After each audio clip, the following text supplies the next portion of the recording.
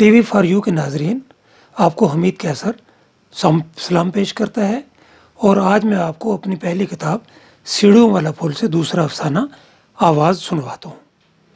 یہ ایک طرح کا مکالمہ ہے، اور آپ ذرا میرے ساتھ رہیں گے تو آپ کو یہ افسانہ بہت اچھے سے سمجھ آئے گا۔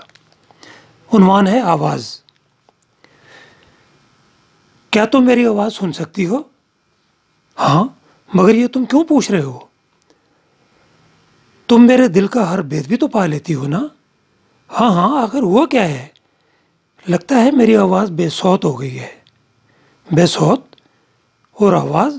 یہ آج تم پہلیاں کیوں بجوا رہے ہو؟ شاید میری آواز میں تاثیر نہیں رہی، یا پھر لوگوں کی سماعتیں گم ہو چکی ہیں۔ وہ اس کی گفتگو سن کر تذبذب کے عالم میں خاموش رہی، مگر اس کی آنکھوں سے حیرانی بدستور جھانکتی رہی۔ میں پوچھتا ہوں، کسی آواز پر کسی کا متوجہ نہ ہونا آواز کی موت نہیں تو اور کیا ہے؟ یہ آج تمہیں کیا ہو گیا ہے؟ تمہاری طبیعت تو ٹھیک ہے نا؟ ہونا کیا ہے؟ زمانے کے بے حسی کا رونا رو کر دل کا بوجھ ہلکا کر رہا ہوں۔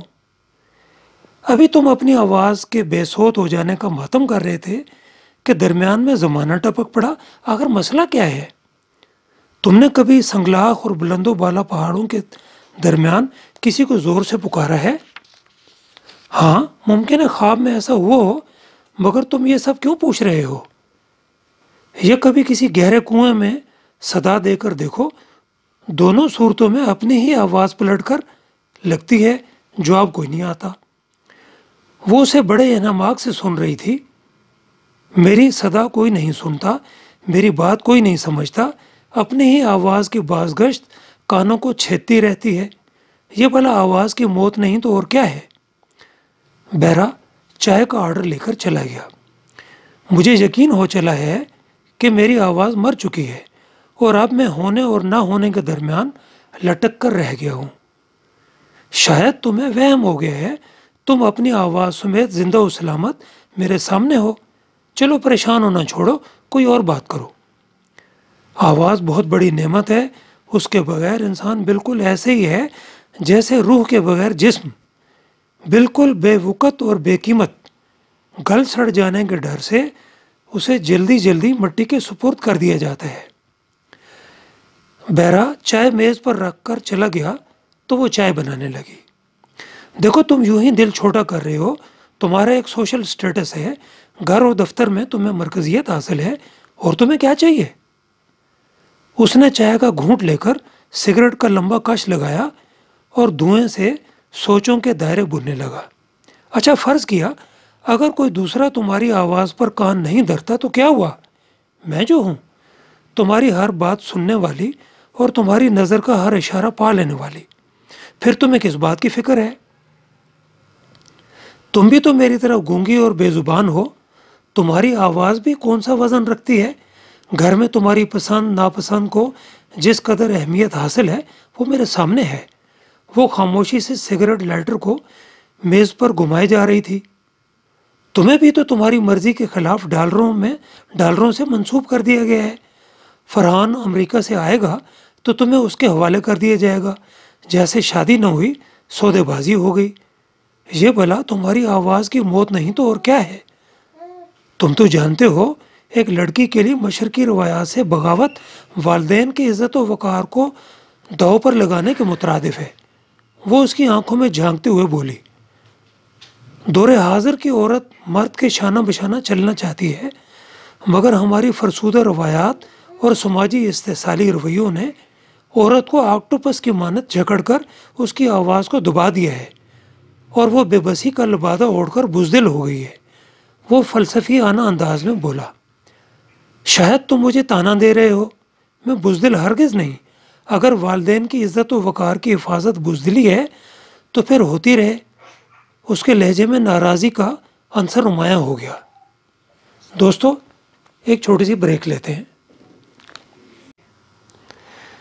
دیکھو، آواز وہی مؤثر ہے جو حق تلفی پر احتجاج کر سکے، ورنہ بڑی آوازیں اسے دبوچ کر گلا گھونٹ دیتی ہیں۔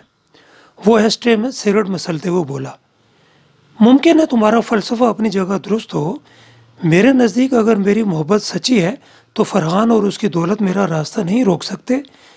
میری آواز تمہاری آواز میں ضرور شامل ہوگی۔ اس کے لہجے میں استقامت تھی۔ یہ محض خود فریبی ہے۔ زندگی کو حقیقت کی نظر سے دیکھو۔ جہاں انسان کو مال و زر میں تولا جا رہا ہو، اس کی بڑی بڑی بولیاں لگ رہی ہوں، وہاں اپنے آپ کو محض قسمت کے رحم و کرم پر کیسے چھوڑا جا سکتا ہے؟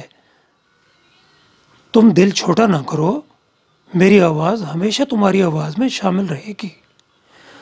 وہ اس کے ہاتھ پر ہاتھ رکھ کر بولی، المیہ تو یہ ہے کہ دو غیر مؤثر آوازیں بھی مل کر کسی کا کچھ نہیں بگاڑ سکتی۔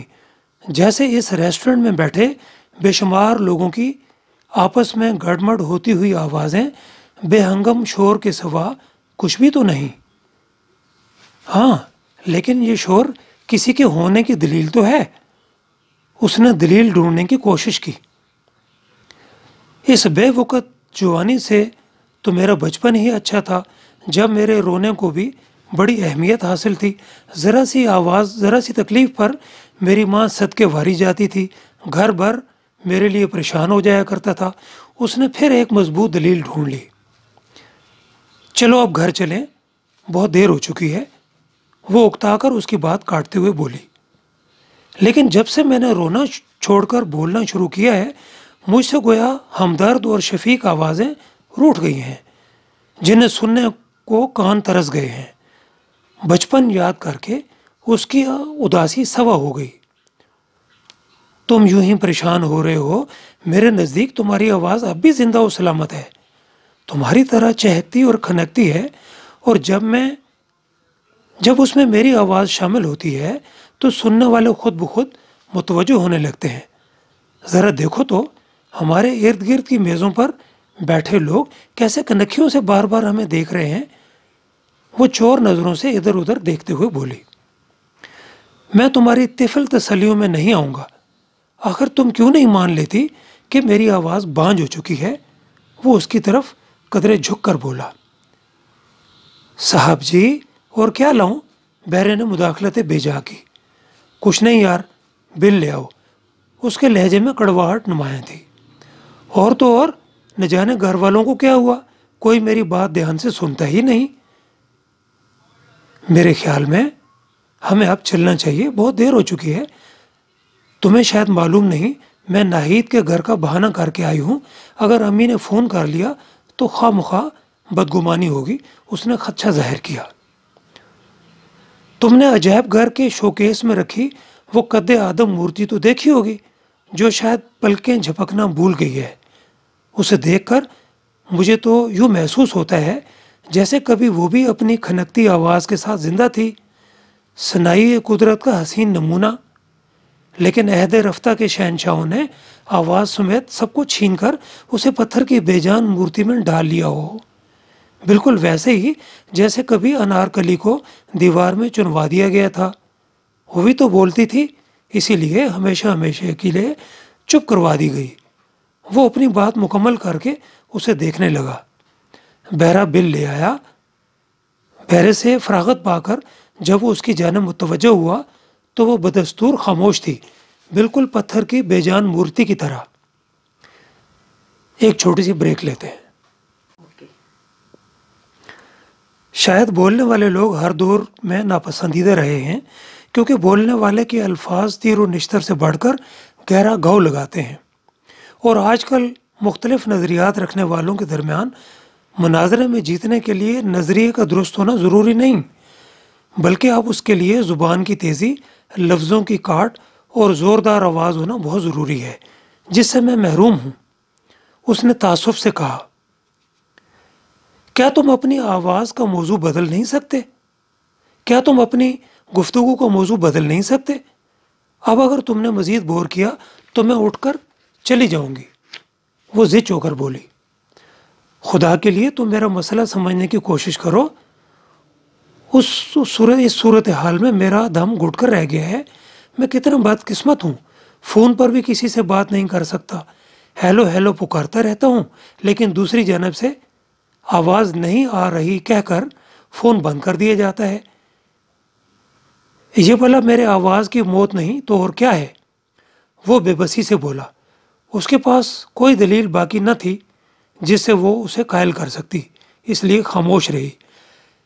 کبھی کبھی تو میں اپنے آپ کو سپر پاورز کے نرگے میں گھرے ان چھوٹے ملکوں کی طرح بے بس محسوس کرتا ہوں جن کی پالیسیاں، نظریے اور آزادیاں قرضوں اور اسلحہ حاصل کرنے کے معاہدوں کے عوض گروی رکھی ہوں اور ان کی زبانیں کاٹ لی گئی ہوں۔ ارے یہ تم اپنی آواز کے بے آواز ہو جانے کا گریہ کرتے کرتے بیچ میں بین الاقوامی سیاست بھی لے آئے۔ خدا کے لیے کوئی اور بات کرو، میرا سر چکرانے لگا ہے۔ اور تو اور جس دفتر میں گزشتہ 5 سال سے جھک مار رہا ہوں وہاں بھی عجب صورتحال کا سامنا ہے۔ وہ سنی انسنی کر کے بولا، دفتر میں کیا ہوا؟ ابھی پرسوں ہی کی بات ہے، ایم ڈی نے غصے سے بلایا اور ایک فائل میری طرف اچھالتے ہوئے کہا، یہ کیا نوٹ لکھ لائے ہو؟ جانتے ہو اس کا نتیجہ کیا ہوگا؟ مگر اصل بات تو یہی ہے سر، میں نے وضاحت کی۔ یہ سن کر وہ مجھ پر برس پڑے اور جو کچھ میں کہنا چاہتا تھا وہ میرے اندر دب کر رہ گیا۔ دیکھو ایم ڈی تمہیں اپنے نقطہ نظر سے آگاہ کرنا چاہتا ہوگا، وہ بولی۔ نہیں تم نہیں جانتی، وہ دراصل میری آواز کچلنا چاہتا تھا۔ تاہم ماتحت ہونے کے باوجود اصل حقیقت کو ریکارڈ پر لانا میرے فرائض منصبی میں شامل ہے، لیکن صدائے حق کو ان کی گرجدار آواز نے دبوچ لیا تھا۔ اگر مجھے بولنے اور بات کہنے کا حق نہیں ہے تو پھر سوچنے سمجھنے کی صلاحیت کے ساتھ مجھے اپاہج آواز کیوں دی گئی؟ اس سے محروم ہی کیوں نہیں رکھا گیا؟ وہ اس کے لہجے میں گھلا زہر محسوس کر رہی تھی۔ عصر حاضر میں آواز انسان کے پاس انتہائی طاقتور ہتھیار ہے۔ آواز کا یہ ہتھیار تمہارے پاس بھی تو ہے جسے کافی دیر سے استعمال کر رہے ہو۔ اس نے ماحول میں پھیلے تقدر میں مزاح پیدا کرنے کی کوشش کی۔ ہاں آواز کا یہ ہتھیار میرے پاس ہے تو صحیح، مگر کند ہے، جو ضرب تو لگا سکتا ہے مگر کاٹ نہیں سکتا۔ اس نے پھر دلیل کا سہارا لیا۔ میں تو کہتی ہوں تم خواہ ہلکان ہو رہے ہو، معلوم ہوتا ہے جیسے تمہیں وہم ہو گیا ہے۔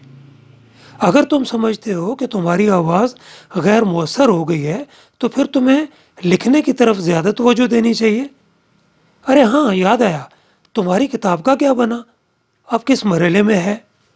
وہ جیسے گفتگو کو موضوع بدلنا چاہتی ہو۔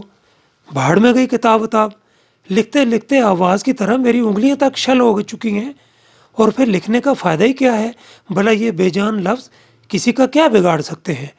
اندھے، گونگے اور بہرے لفظ کتابوں میں پڑے پڑے بوڑھے ہو جاتے ہیں اور بالآخر مر جاتے ہیں۔ بھلا گرجدار آواز کے بغیر مردہ الفاظ کی کیا حیثیت؟ وہ ترکش میں پڑے ان تیروں کی طرح ہیں جو کمان کے بغیر چل نہیں سکتے۔ اس نے پھر منطق کا سہارا لیا۔ تم آخر ہر بار گفتگو کو اپنی آواز کے بے آواز ہونے پر واپس کیوں کھینچ لاتے ہو؟ وہ ناراض ہو کر بولی۔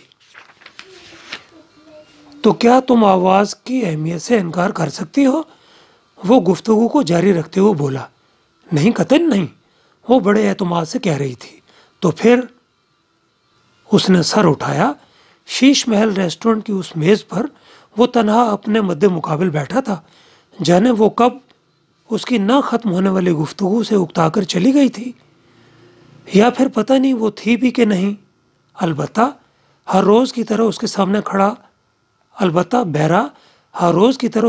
کھڑا کہہ رہا تھا، صاحب رات کے 12 بج چکے ہیں، کیا گھر نہیں جائیں گے؟